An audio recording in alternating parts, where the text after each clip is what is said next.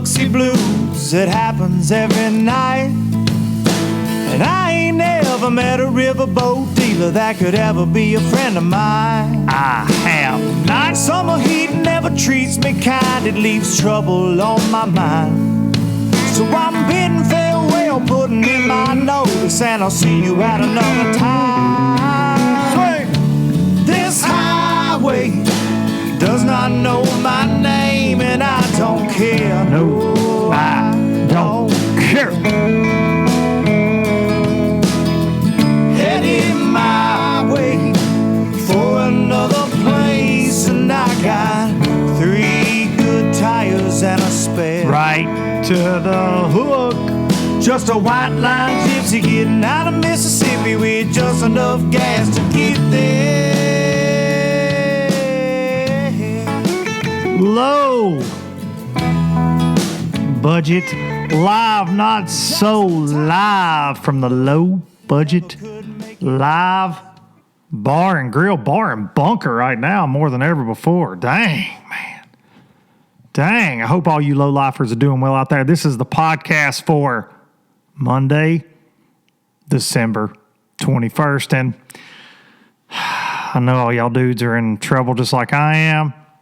I know you ain't got your wives the right thing. I know you ain't got enough things. I know you probably ain't even been shopping yet. And I talk about this every year on here, but I feel this crazy pressure at Christmas every year. I hate it. I hate it. Like, I listened to one of my favorite comedians talk about that this week. If you're an adult and you're still asking for stuff for Christmas, shame on you.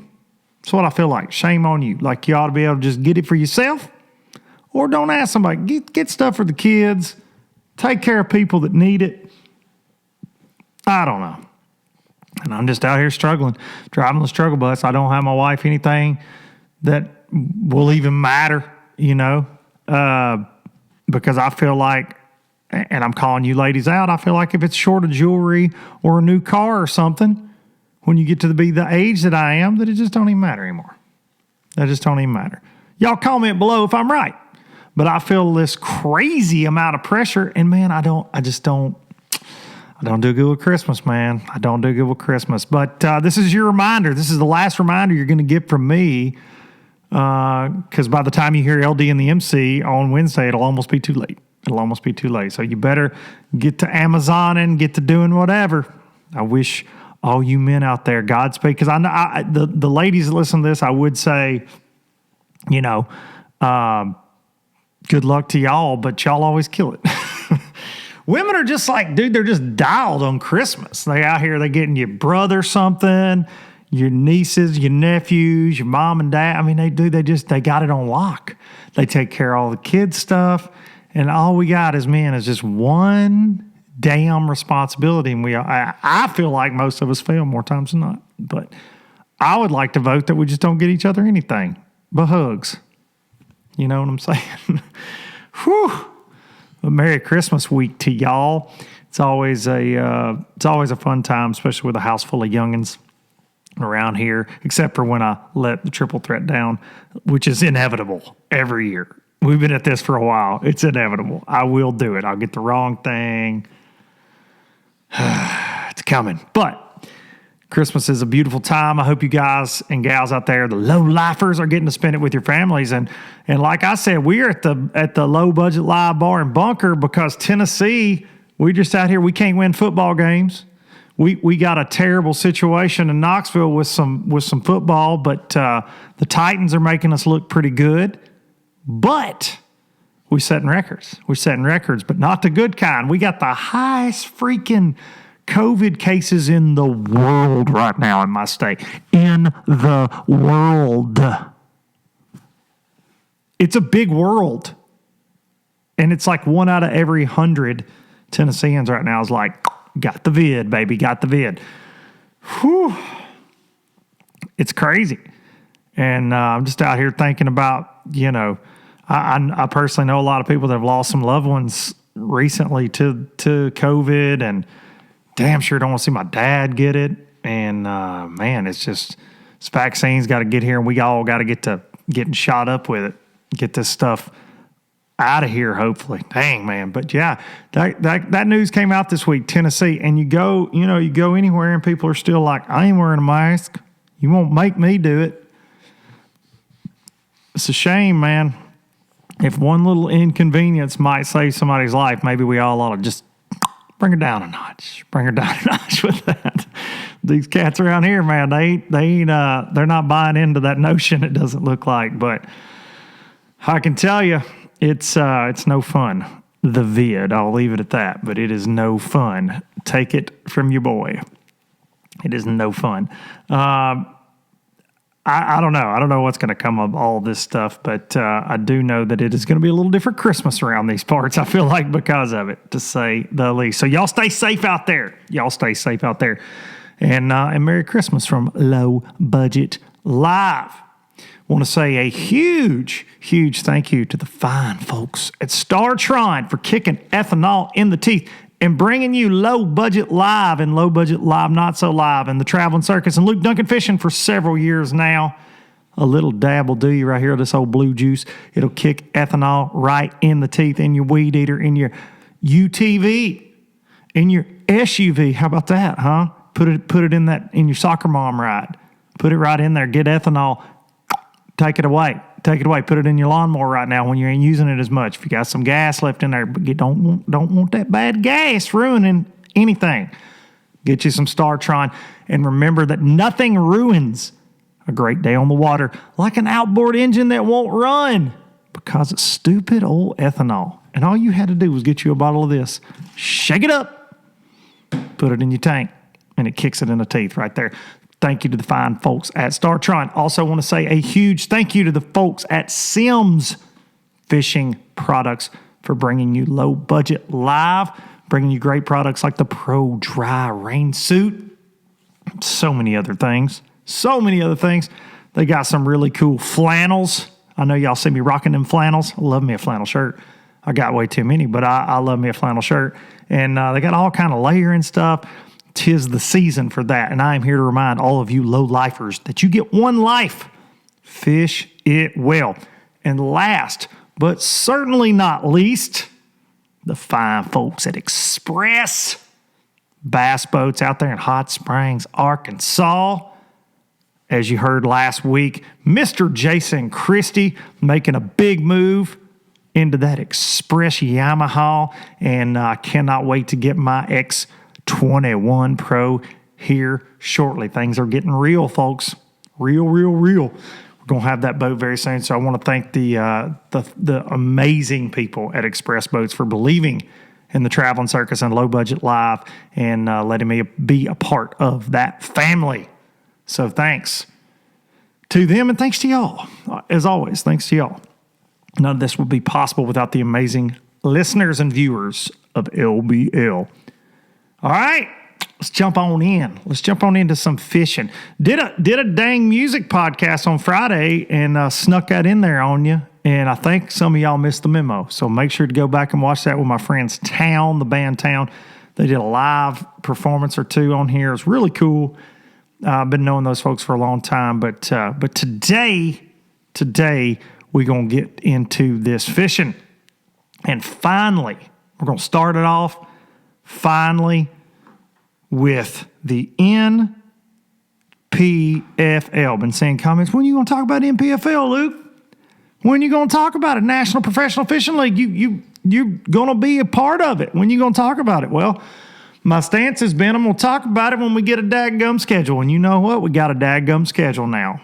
And I don't know if you fine low-lifers saw that this week, but we announced our schedule this past Monday. And, man, I could not be more excited. I think the schedule is really good. I think given the time that we're in, given their position of being a first-time league, we're going to some great places at some great times, and I think that, and we're going to some new places.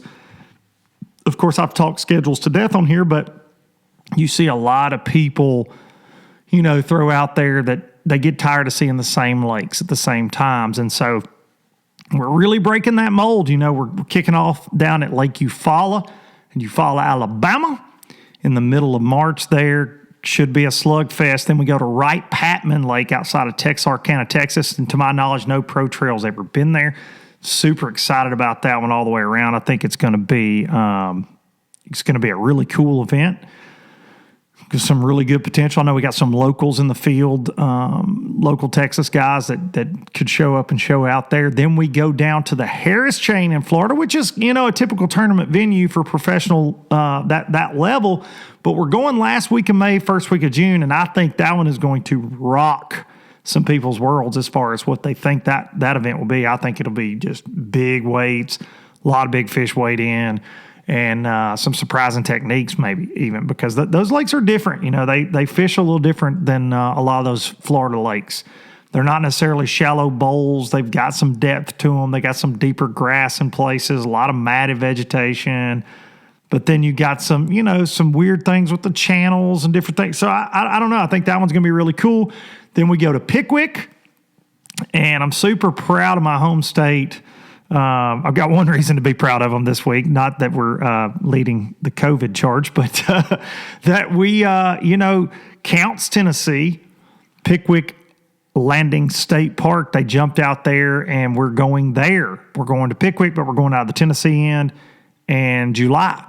Very exciting. Of course, the Bassmaster Elite Series guys will be there in June, but we're going to be there in July.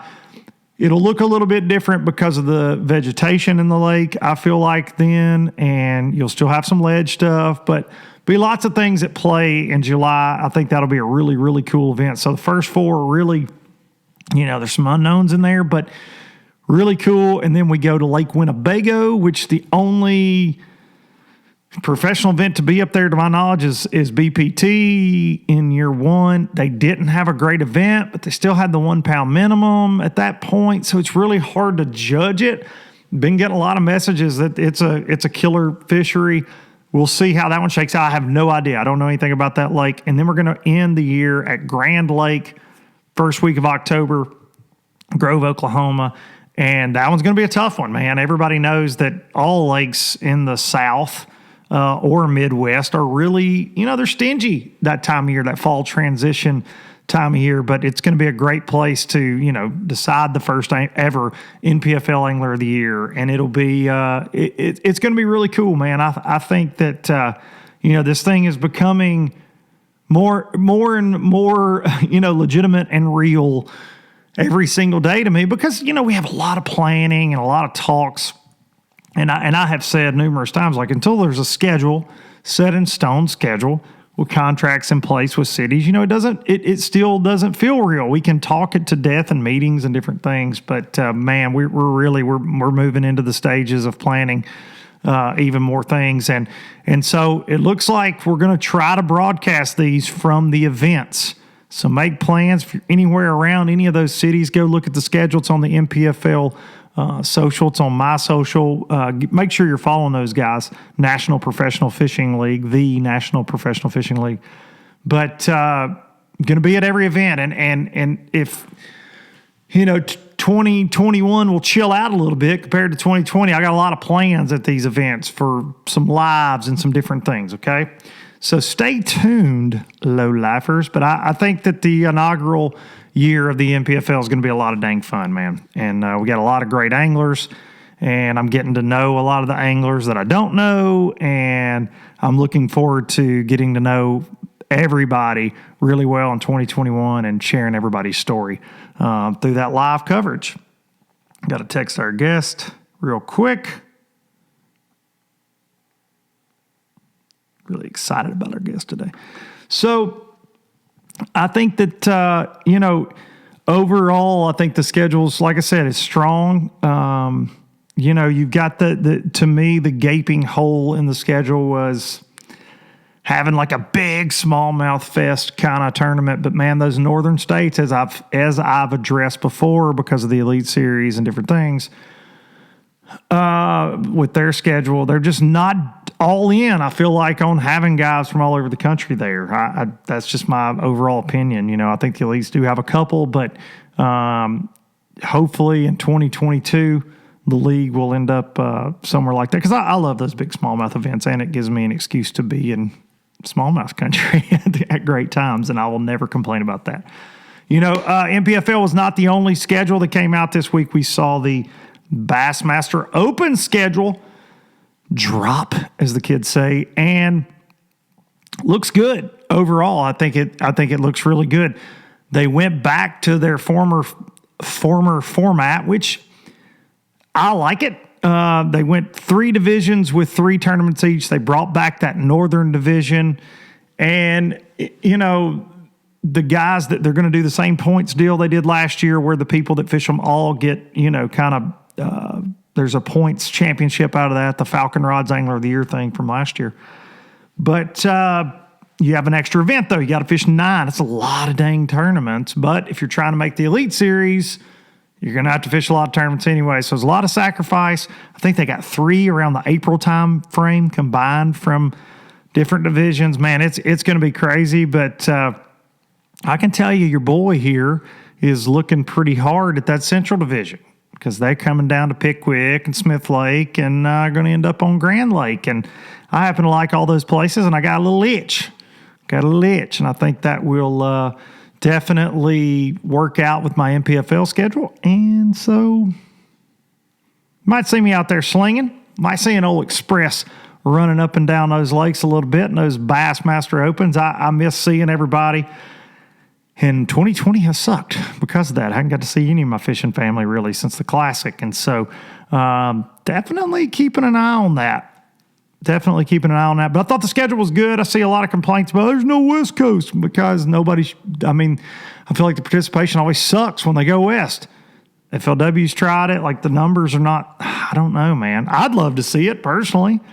I think that it's, if 150 to 200 guys out west would show up, they dang sure would have it, I see a lot of, I saw that about the NPFL, inaugural year in this COVID year. They ain't coming out west, man. They're not coming out there. You can't ask 125 dudes to, and I know we got some West Coast anglers, may upset some of them, but you can't ask the majority of your base, which is, East Coast, Southeast, Midwest anglers, to go out west in year one. Now, will they go out west at some point? I think so. Yeah, I think so. But, to think they would in year one, because I've seen those comments. Man, it's just amazing fisheries, but logistically, it's a freaking nightmare. So I think everything's out now, pretty much. So you got some decisions to make out there, all you anglers. Are you going to fish the Toyotas? Are you going to fish the Opens? Are you already signed up for the NPFLs? There's just a couple spots left. Are you, what's your goal? Are you going to make the Elite Series? A lot of guys, the Elite Series list is finalized now. A lot of guys that didn't get in. I think there's some that still want in, of course. And, it's going to be interesting to see what people do in 2021, I talked to a good friend of mine this week that fished all the Opens this year that acted like he might not fish the Opens next year. I'm going to do something else. I don't know, man. I don't know. It's certainly interesting times, and we've never had, you've got a lot of options. We've never had this in pro fishing, I feel like, especially with the addition of the league throwing in there and big money, high entry fees, but great payout and live coverage. It gives people another option. If you don't like what's going on at one place, you can definitely go check out another. So, and from the looks of the Open schedule, now if you fished all of the Opens, it would be cramped, but you could fish all the Opens and the NPFL as well. And you probably wouldn't have a wife when you got home, and maybe not a job, but it's a lot of dang fishing, but it can definitely be done, looks like to me. All right. So my guest today is a guy you're starting to hear his name a lot. I feel like I am. I feel like he's really burst onto the professional fishing scene, and I know he's been at it for a long time, and he's been fishing competitively for a very long time, but he is a classic qualifier from his win at the Bass Nation Championship down on Pickwick Lake. He, of course, won that event. He won the he double qualified. By winning that, he qualified for the Bassmaster Elite Series and then double qualified through the Eastern Opens. Not a cakewalk. Not a cakewalk. So he double qualified there, which is amazing. And he is having one heck of a year. He won the Northern Regional for the Bass Nation to get down to Pickwick. His name is Pat Schlapper, and I'm saying it wrong, but we're going to get it from him. And I'm excited to talk to him today.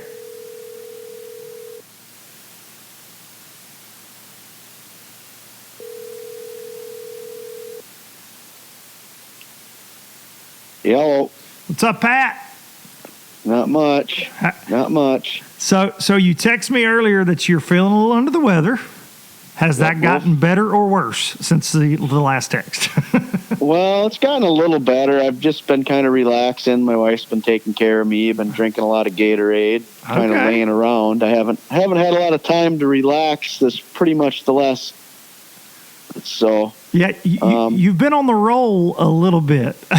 You've been I've been on the road a lot. Yeah. Yes, a lot. Yes, you have. I noticed. So you just got back from Texas out there scouting around for the Classic? Yep, I was down there I think I was on the water for 5 days, but I had one day where I was doing some film work for one of my sponsors. So really, 4 days on the water, trying to get around the lake a little bit. Okay. What did you think overall? I hear it's treacherous as far as the standing timber and things. It is. There is a lot of timber on parts of the lake, and that's one of the reasons I went down there, try to learn how to navigate that. But honestly, I think I'm just going to just drive through it. I mean, as much idling as I did, I only laid down a couple tracks where I feel like, I'm comfortable, but it's just, I was staying with Matt Robertson. He was down there with me too, and he said the same thing. He's like, dude, I think you just got to go. You just got to give her. So I think I'm going to do that. Yeah, I mean, we'll see when I get down there, the official practice days, I'll kind of gauge what the water level is and do a little more digging into it. But I mainly just wanted to try to get around as much of the lake as possible and see how it's set up and make some predictions where, possibly in March it could go down, but we'll see, I guess. Well, I think that I have a theory, and a lot of other, former pro anglers and pro anglers, current pro anglers have this thought process too. If I can't see it, I can't hit it. Yeah, and I'm pretty, I'm used to, I run the Mississippi River all the time. So I and I've spent a lot of time like on Falcon Lake. I spent a ton of time on Falcon Lake where it's not so much timber there as it is just bushes with some bigger stuff mixed in. But I don't know. We'll see. We'll see what happens. I spent a lot of time looking for stuff outside the timber also. Okay. So it's just going to depend on how the spring sets up, if it's something where they are up on the bank or if I can stay out, deeper, which is what I would prefer to do. We'll see. I don't know. It was more of we didn't catch a ton of fish. We caught some nice ones, but it was more about just getting around the lake and trying to learn a little bit about, where I think some stuff might happen. So let me ask you this, because I get these questions a lot about pre-fishing and the importance of pre-fishing. Is there anything in the back of your mind right now, a worry at all that what if they move the dates of the Classic? Because, that's kind of some of the rumor out there that potentially with this COVID deal, depending on what happens, they do have a backup date. Does your pre-fishing, obviously you're getting to know the lake better, and it's not like you're trying to nail down a pattern right now for March, but do you have some concern that could change the overall complexion of the event? No, dude, I don't worry about that stuff because I can't control it. Whatever. If they change it, this whole year was like that. That's a fact. I just don't. I can't do anything about that. If they move it, then they move it. And the way I look at it is even if they move it till the fall or wherever it's going to be, I don't even know when the makeup date is. At least I was out there and I got around the lake and I can make some predictions for that time of the year too. That's it's right. just one of them deals. I can't I think this whole year that whole mindset with a lot of people messed with them when they changed all them dates for the Opens, and it was more to the fall. And I think so many people worried about what they were supposed to do when the other tournaments were going to happen. It's like, it don't matter, man. You just got to go figure out what you can figure out when the tournament is. It's just, you can't worry about that stuff. I would agree with that I think that it changed the overall complexion of who did well. I really do, because there's some guys I follow that I know really well that are great fishermen. They don't fish in the fall. They don't fish in the fall. And it really, it seemed like they were uncomfortable and out of their element. And great fishermen are great fishermen, but there were some guys that struggled way more in those fall events than I really figured would struggle. And you could see it's like a constant complaining on social media a little bit about fall events and how tough they are and blah, blah, blah, blah, blah. And I love fall fishing. I love, this has been my favorite, as crazy as this is to say, in 2020. It's been one of my favorite years of bass fishing and keeping up with professional fishing, in that the elites fished in the fall for the first time in forever, and the events were tough. And I love that. And then having all these opens, man, it was, and with so much on the line, it was really cool to keep up with. So you double qualified for the Elite Series by winning the nation championship down here in Florence, Alabama, which is just right down the dang street from me, and place where I cut my teeth and went to the school down at the University of North Alabama. So I'm proud that that awesome lake plays a part in your story, man. And seeing you pull out that big bag of smallies the last day was really impressive. I know a lot of locals were like, dang, man, that was a great stringer, as tough as the fishing had been. Yeah, I had it was pretty cool because, you know, I know a lot of these big name guys fishing in the Opens. You know, I know who they are. They don't know who I am because I'm just a peon. But it was pretty cool the last, you know, on Lake after the first day, Justin Atkins came up to me and he's like, man, I got to give it to you. That was crazy what you did. And that was, I can't believe that bag of fish. I fished, you know, I live there. Right. And to pull those, you know, and then he started digging a little bit about what was going on. I didn't give him a whole lot, but it was just kind of cool to see that and have someone like that come up to me and kind of know who I was, at least after that tournament. So yeah, it was cool reading about your adjustment the last day, because obviously when you fish a lake as much as I fish Pickwick and grew up on it and cut my teeth on it, it was cool seeing. I like seeing the pictures from every day at the way, and I was actually looking back at that today. You know, you got largemouth, you got some spots thrown in there, and then the last day you catch this just bruiser bag of smallies. Yep. And I wanted to ask you this from just, and this is just me being nosy, did you have to change areas a lot in that event, or were all those fish? Because I mean, I know that time of year, all those fish live in very similar areas at times. Were you catching all those fish close to each other, or were you pretty spread out? No, I was fishing pretty much from the dam down to the Natchez Trace Bridge. So pretty big section of the lake. Pretty big area, but honestly, I banked on smallmouth. I mean, I went down there pre-practice and I didn't spend a second in the grass at all. I just wanted to 100% avoid that because I figured it was going to change in that month's time. You know, I love grass fishing, but I just didn't want to get caught up in that. I spent all my time looking for smallmouth and current, trying to predict where they might migrate to that time of year, doing the research I had done, and just understanding what smallmouth do on river systems in the spring and the fall. And the largemouth that I ended up catching in that tournament, I found those fish, honestly, the last half day of practice. I didn't spend any time looking for them. I spent all my time looking for smallmouth and current, and I found them. But that largemouth, I mean, I found one of those barge tie-up pillar things that had some, which in practice I caught one, the last day I caught one nice spotted bass on it. Well, the first day of tournament, I ended up catching two really good largemouth and another keeper largemouth.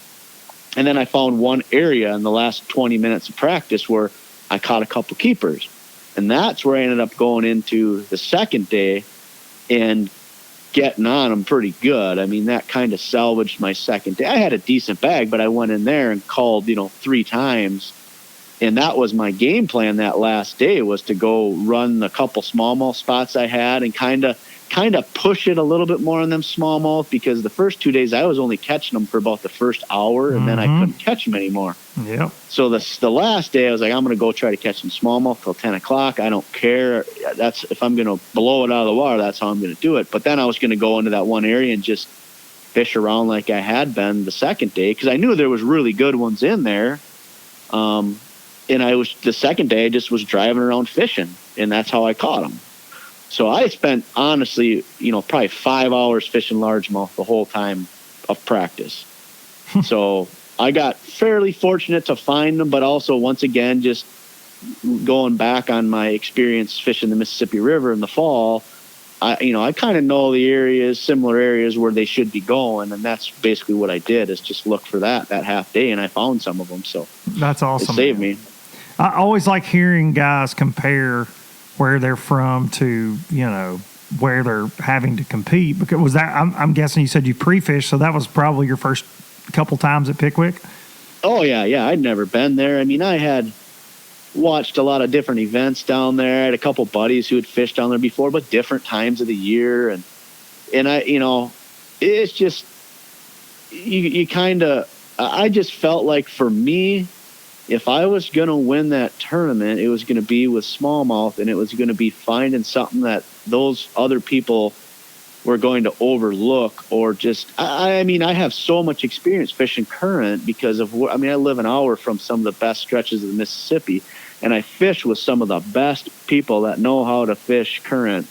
One of them is your biggest fan, Matt Larson. He's just crazy good at fishing current, and I've fortunate enough to fish some tournaments with him over the years, and he's taught me so much about smallmouth migration and how they position in current, that I just felt like, man, if I can unlock that a lot of those other guys, not that the other guys aren't good fishermen, but I just felt like if I could leverage my knowledge of that I could potentially win that tournament.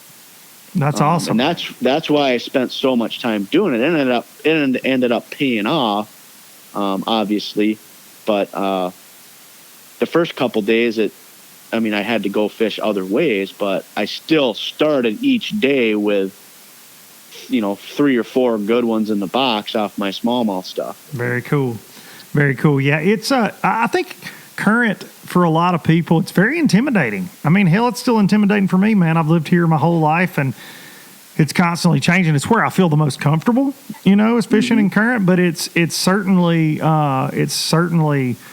a different experience than what you face a lot of places. Too. Oh yeah, because it's like, people, I was fishing current. They think I'm fishing some lazy, meandering little. No sir. It's like, no, man, I'm on 100 with an all day 112 with Battleborn batteries. And I'm barely maintaining. You're still drifting back, to try to get a bait to go to where you need it to go to get bit. It's not. It's hard. That's why I didn't find that, that the group that I ended up catching all them giants out of, I was 75 yards away from them, all the practice and the tournament.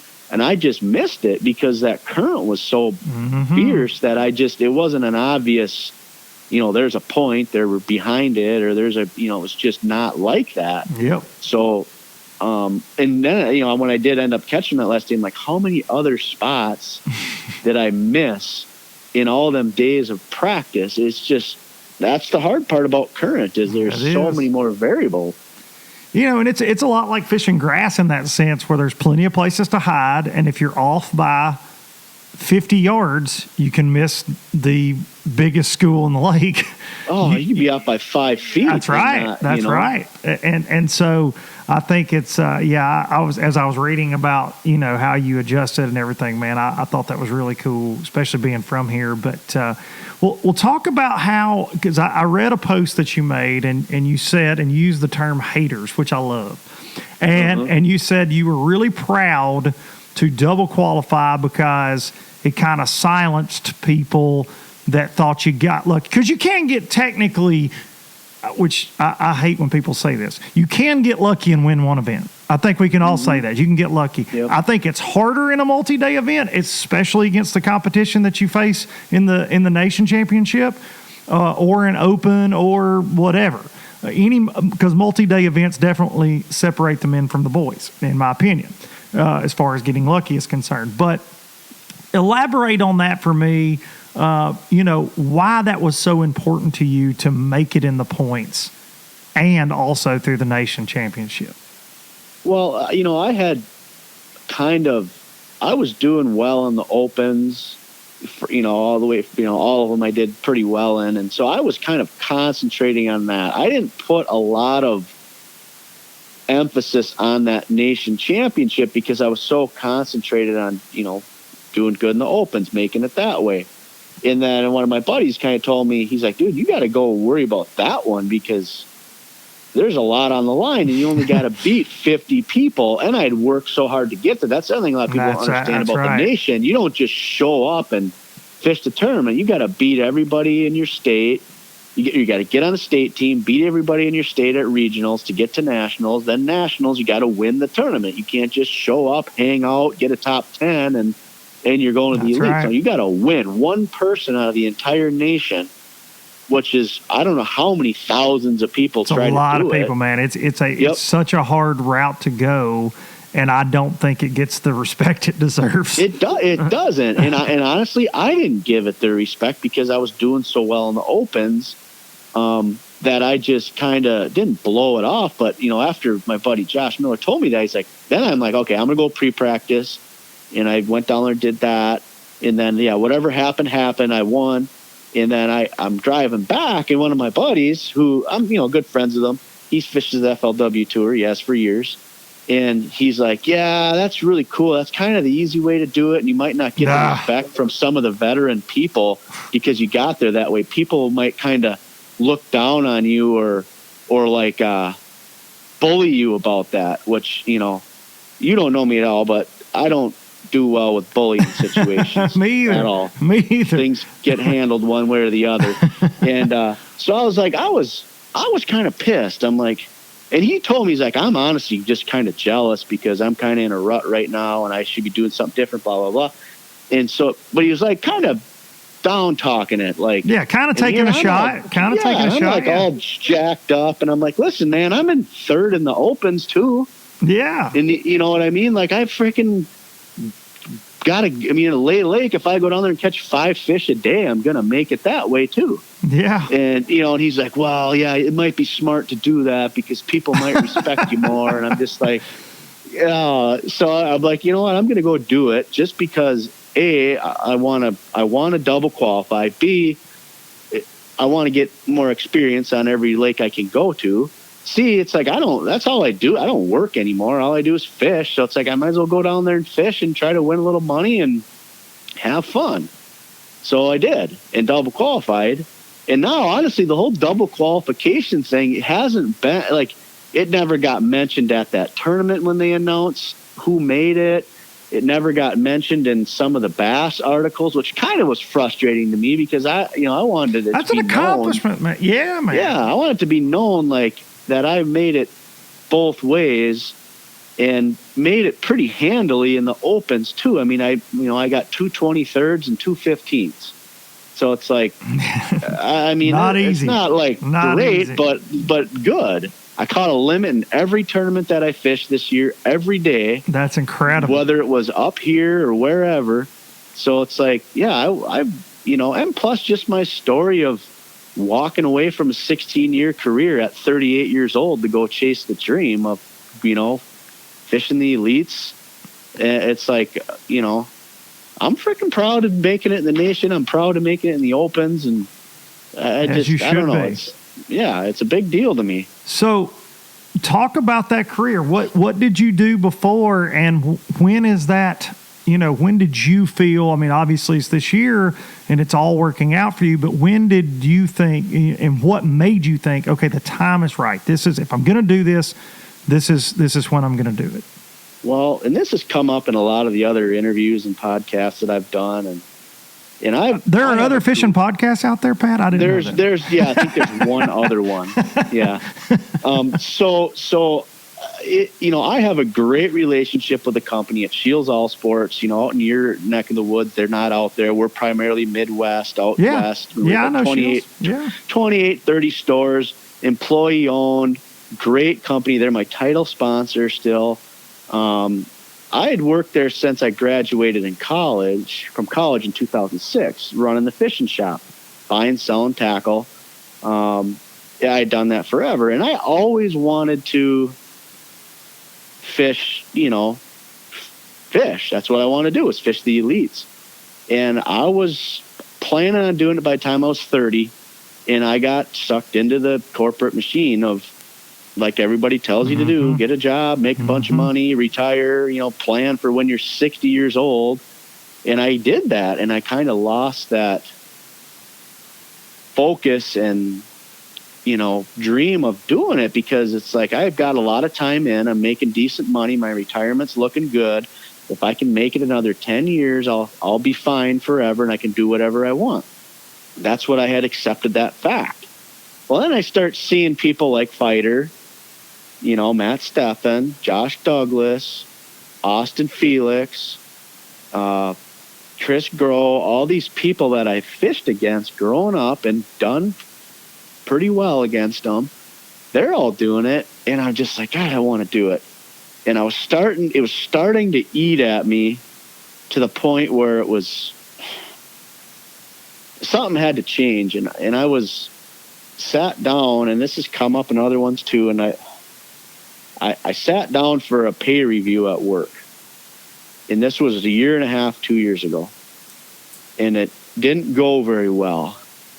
And I walked out of that room, and I was like super frustrated with the whole situation. And I called my dad, and I was like, hey, I'm going to quit my job and try to go after the elites. What do you think? He said, yeah, do it. You're going to regret it. If you don't do it, now's a good time, and I think you can do it. So I was like, all right. And then I came home and I talked to my wife, who was my fiance at the time. She said, yeah, I think you should do it if it's going to make you happy. Because that's what it all boiled down to me, for me, was I need to start living my life with some more happiness, regardless of money and all that stuff. That was the priority for me. So when she said to go do it, that was when I decided to pull the trigger, and I started to plan and figure out an exit strategy, get set financially, get everything in order. And then this spring, come pay review time, instead of talking about that, it was me telling them I was done. Wow. So this spring is when that comes to an end. Yep. And like I said, I have a great relationship with them, and I was that conversation really ate me up for a long time. I was so frustrated with it because I worked so hard for the company and done a lot for them. They've done a lot for me. And now I look at it differently, because for 16 years, I let greed motivate the decisions and the way that I lived my life. And that's what that conversation was about. And I didn't want to do that anymore. So I was always mad about that conversation, took it really personally. But now I'm so happy that it happened, because that was the last push I needed to make the move into going full in, chasing the dream. And honestly, that's, I think, why I fished so well this year, is I didn't have any of that on my mind. I wasn't going to these events thinking, well, when I get back, I got to go to work and I'm going to be behind on things. It's like, no, I'm going to go to this event. I'm going to fish it. When I'm done, I'm going to go home for a little bit, and then I'm going to go to the next one. That's why I think I fished so well, is I just didn't have any of that on my mind. All I was worrying about was being happy, keeping my wife happy, and fishing well enough to make it to the elites. It's incredible, man. I love stories like that. And I heard you say you're rooming with Matt. There's a lot to be said for, and that's Matt's deal in life, That's he's just why we happy, click. man. Yeah, man. He just, and you're from polar opposite worlds, regionally, right? Like where you're from, but we're all bonded by the same love and passion for pro fishing and bass fishing in general. And I love that you said that you were staying with Matt out in Texas, because his story is very similar to that, man. It is. It's just be happy, do what you want to do. And, you know, and I think that, and you said you're 38? Yep, 38. So I'm 37. We're right there, same age. And I feel like, you know, a lot of folks that are older than us, and probably most folks our age, are very consumed with that typical career. And there's nothing wrong with that, right? There's nothing wrong with it, but it is that very atypical. It's how that we were, you know, most of us were raised, but it seems like the younger generations coming up behind us now are really starting to grasp happiness more than just a 9-to-5. They want experiences more than just sitting in a cubicle, if that makes sense. And you're starting to see that more and more and more. And man, it's hard for me, and we may get a lot of flack from this in the comments, but it's hard for me to look at my kids and go, yeah, you got to go to college and then just get a normal gig. You know what I mean? Because I'm a dreamer. I'm still a dreamer. I'll always be a dreamer. I'm always going to be chasing this crazy thing, whatever that means, right? Whether it's a podcast or out on tour or live commentary for the NPFL, whatever this, you know, making a living in the fishing industry has been my dream since I was a kid, and I get to live it out every week. But it's not over. You know what I'm saying? Like, I'm not satisfied, and I always want to keep going. So, man, I have just a ton of respect for you, because, dude, it takes a lot of freaking guts to just, especially at 38 years old, to go, you know what? Here we go. We're pulling the plug on what we know and jumping full on into my childhood dream. And, dude, you freaking did it. How many people can say they do that? And, you know, for every I know there's a lot of stories of failure, or maybe it didn't happen that quick, because just look at the Opens this year, how competitive they were. And, dude, you freaking double qualified, and you're going to the damn Bassmaster Classic, man. How do you feel right now? It's got to be amazing. It is amazing. I mean, I feel great about doing, you know, and obviously making the Classic was a bonus. That really wasn't even on my radar. I mean, it was great to make it.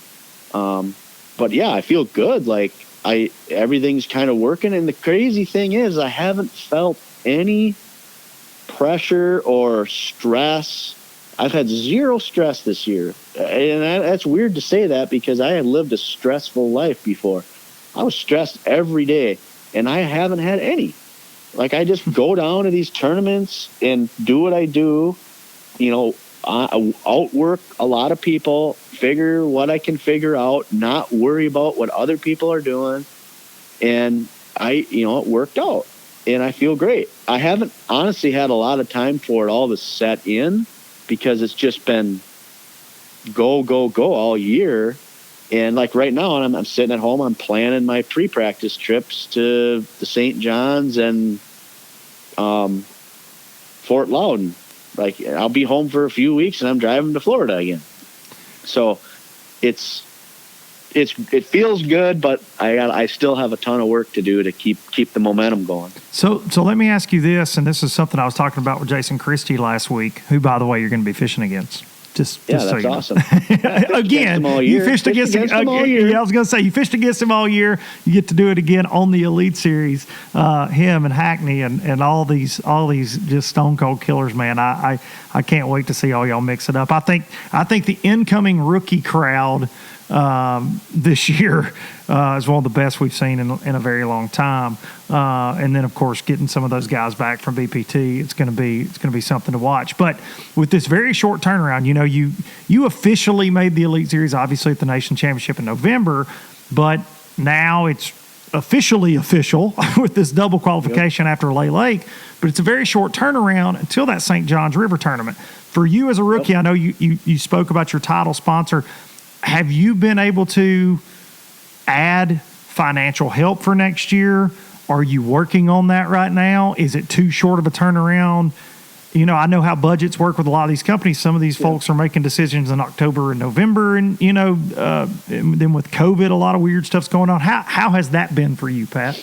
You know, I'm really fortunate that I have so many people that have helped me. You know, I never ask any of these companies for anything that are helping me out. They are helping me out because they know who I am, whether it was from what I did for work or personally. And honestly, I've been pretty smart for several years where I'll be fine for quite a while, but I've got some great companies on board where, and a lot of them aren't necessarily related to the fishing industry, but Wolf Ridge Manufacturing was my title sponsor last year. He makes high-end commercial wood splitters, started in his garage building one machine. Now he's got a multi-million-dollar a year company. That's awesome. And he's helping me out. Bauer Built Tire, Max Built Off-Road, Legends Marketing. I've got, Big Bite and Sunline I've been with forever. So, yeah, I've put together a pretty good string of heck yeah, man, companies and skeeter boats that are helping me out. Now, it's not like, I'm making some crazy salary off these people, but it's going to help me pay a lot of the way, which is huge for me. And like you said, being so late in the year, it's not like it's easy to go out and find somewhere that has a lot of marketing budget left. That's a fact. So, yeah, I'm very fortunate there where I've just got some great friends that have companies and I've just have some good relationships I've maintained over the years of fishing and working where they're jacked for me, man. They think, up in our area, there's just not a lot of people that take that chance to do it. And if they do, of those people that take the chance to do it, there's just not very many that make it. So these people, I don't even know how many people are going to the Classic. That's cool, man. Yeah, it's crazy. That's very all these cool. people, we're going. So I have tons of support, financially and just, fan support. It's awesome. That's awesome, man. And you guys that are listening to this, make sure you're following Pat on Instagram, Facebook, all the usual suspects there, because I have a feeling that 2021 is going to be very interesting. He's going to be in the mix at a lot of events. You hear him talk about river fishing. You guys are going to a lot of rivers. I don't know if you've looked at that schedule or not, buddy, but it's a lot of rivers, a lot of current, a lot of different things on there. I think you're gonna feel right at home. I got to ask you this, and I feel like a jerk for asking it, but how in the hell do you say your last name? Because I don't want to butcher it anymore. Mercer and I have had a great time with it, but I know. You said I know, and you said you don't like to be bullied. And I swear to God, we weren't bullying. No, I get it. Everybody says Schlapper, but it's Schlapper. Schlapper. Okay. Yep, Schlapper. yep, All right, I'm gonna get the MC. I've accepted Schlapper too, because everybody says that, but Schlapper is the way to say it. You know how Mercer is, man, and I feel like he was really excited about getting to say Bass, the Bass Schlapper every time he came on stage. So you may have to give him some leeway there. He can do it. Everybody, I still think Chris Bowes, every time I come across the stage, holds the mic down and says, "How do you say your last name?" I'm sure. I feel like he does that every time. I'm sure he does it. But yeah. Hopefully by the end of the year, people know how to say it. That's right, dadgummit. That's what you got to hope, man. That's funny, man. I had to ask, and I actually had a couple people comment. They're like, "You're saying it wrong." I'm like, listen, I am a redneck from southern Middle Tennessee. I will assure you, I'm going to say a lot of words wrong. Yeah, that's fine. It's part of my life. Mate, well, my last name is obviously spelled Dunkin, but my entire life that has been butchered in a million different ways. It's never said wrong, really, but it has been spelled wrong many times in my life. So I got to ask you, and you can tell me, hey, man, I don't want to talk about that, or I do. This is the last thing, and I'll let you get back to getting ready for Christmas and taking it easy.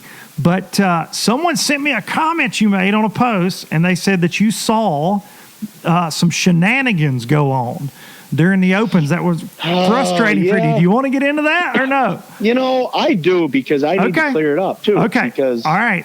And to set this up, you're busting your ass, legitimately qualifying for the Elite Series. I feel like there are a lot of people that want free passes because of things they've done in the past. There are a lot of people that, think it should be easier than it is, and I am not one of those people. I think it should be hard. Me neither, and that's why I wanted to talk about that. Okay. Because let's do it. before we get to the situation that I thought I saw, I've been listening to all these other podcasts and different things, and there are all these people talking about all these guys that should be able to just go back to the elites and fish without qualifying, and they've got their credential or whatever to say that they should. And no, that's crap. I don't care who you are, what you've done 20 years ago, 10 years ago, whatever. You should have to go prove yourself at the level that I did. And these other guys, Josh Strassner, who absolutely freaking dominated. Yes. You should have to go do that. I don't care.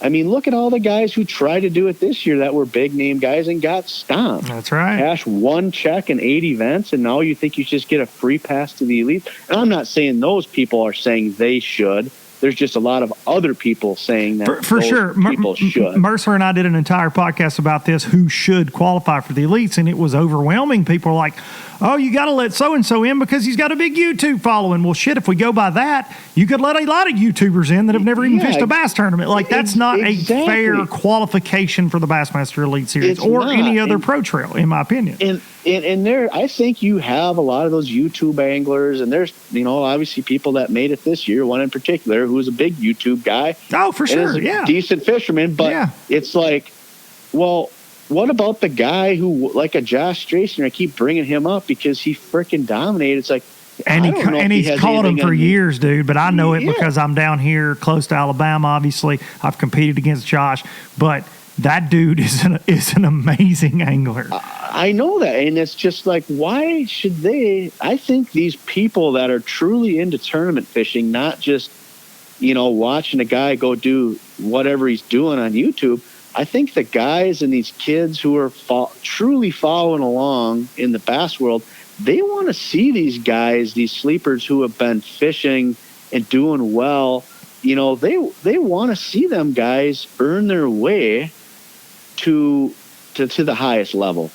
I mean, that's what I feel like people want. That's what I want. I'm the biggest bass fish. I mean, I know so many obscure things about some of these people fishing, and it's like, that's what I want to see. I mean, when you have some of these guys who left and want to come back or whatever, and they did good before, but then they go fish all these opens and they don't cash a check, or they're not. That's not right. It's just not fair to us guys that worked hard to do it and did it. Well, and to me, it devalues the opens. It 100% devalues because if you're placing that Elite Series carrot, qualification carrot on those opens, and that's the main thing you're giving away, because the payout, let's be honest, payout's not great unless you win. It's not. You got the classic qualification carrot in there, but other than that, the payout's not awesome. It costs just as much to fish those as it does in Elite Series, essentially. You got to be gone that long from home, a lot of travel involved, and a lot of expenses. And at the end of the day, if you're just going, hey, we're just going to hand out a few spots. And look, I want to say that 2 years ago when everything was pillaged and everything split, they had no choice but to grab some guys, right? You got to feel that was different. I agree with that somewhat. I do agree with that somewhat. Some of the people I'm not necessarily, whatever. But, I understand that, but not now. From a business perspective, they had to do it. They had no choice. Yep. But now, where the Bassmaster Elite Series is at now, you have a ton of great anglers, ton of great stories, great personalities over there. And I think that you diminish those opens, man, the second you start handing out get-out-of-jail-free cards, especially to guys that didn't compete in those opens, because it's not an excuse, man. Everybody has bad years. Some people have 3 or 4 bad years. But it's not an excuse because you've caught them in the past and then you have 4 bad tournaments. You're like, oh, well, I should be in. No, really. No, and to me, if that's the qualification standard we've set, then you don't belong in. If you didn't make it through that, then you go back to that. I call it Opens Purgatory, but you go back to Purgatory next year and you fight again. I mean, I agree. That's the way it should be. And like you said about, there's not a lot of money in the opens. There's not. If you're fishing the opens to try to, win a bunch of money, it's not there. Very light. I mean, I look at whatever. Same with the Toyota series. Yeah, I won $12,000, $13,000 out of there. I guarantee you I didn't come out ahead. No. And I was, and I got checks in every one of them. So it's like, I didn't do it for that. And my buddy's like, well, are you winning any money in that? It's like, well, I'm a little bit, but I'm not making any money. I'm not fishing the Opens to make money. I'm fishing it to make the elites. That's right. That's an investment that I'm making in hopefully my future of fishing. That's right. So, but yeah, and that's why I'm glad that Christie and Hackney, they did it the right way. They made it legit. Right. So, and they are too. They are too. They're two people that are the biggest. They're two of the biggest names in the sport, and they went out there, fished hard, made it. So they earned their way back in. And I applaud them for that. That's a huge deal. So now that should set the tone for the rest of these guys that think they can just come walk back in. I don't agree with it. So hopefully they stick to their guns and don't give out any Magic Legends exemptions or whatever they call it. So that's my take on that. I think that I think after the dust settles the next couple of weeks, I don't think we're going to see any of that from what I'm hearing. I don't think so. I think there were some hopefuls that thought that was going to happen. And I think that is, that's not going to be the case. I think the list is the list. And I'll be shocked. I'll put it that way. I'll be shocked if we see some kind of Willy Wonka golden ticket handed out at this point in the game. And to me, if you're one of those recipients of a Willy Wonka's golden ticket, I couldn't look a dude like Pat Schlapper in the eyes and be like, I deserve to be here next to you, man.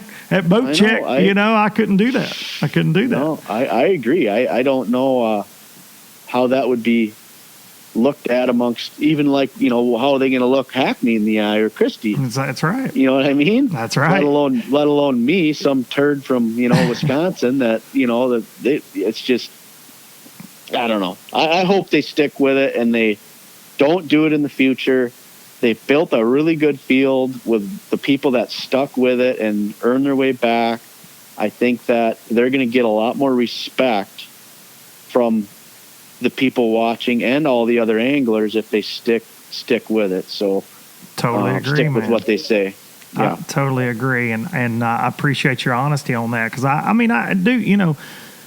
You're giving up a lot. You look at what you sacrificed, and you had a great year, and you made it happen, man. And I think that you look at Atkins. Justin's a good friend of mine. Been knowing Justin a lot of years, and he had his back against the wall. He gave up the BPT thing, and he could have begged and pleaded and said, "Hey, I'm a Forest Wood Cup champion. Hey, I'm this. Hey, I'm that." But instead, he just showed up for 8 tournaments and fished his ass off, and he did, and he bounced back and forth. That's right. He wasn't. That's right. He had to catch him. That's right. He had to catch going him into late. Tournament. That's right. Going into late, he had no choice, and I can tell you from speaking with him.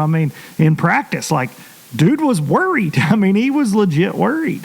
That's the nature of all of us tournament fishing to a certain extent. But he's like, yeah, man, I just don't know what's going to take. I don't know what I found. Oh my God, And I think he felt a little bit better after day one, but he earned it. That's the point. All you guys earned it, and that's a really big deal, man. Well, I got to say, dude, I really, really appreciate you taking the time to come on, and I'm glad we finally got to do this, and it was great getting to hear your story firsthand. And I want to say, I hope you kill it, man. I'm going to be pulling for you, no doubt about that. Cool, I appreciate it. That was fun. It's a couple of my buddies that have been listening and watching. They every time you would mention my name, he talked about you again.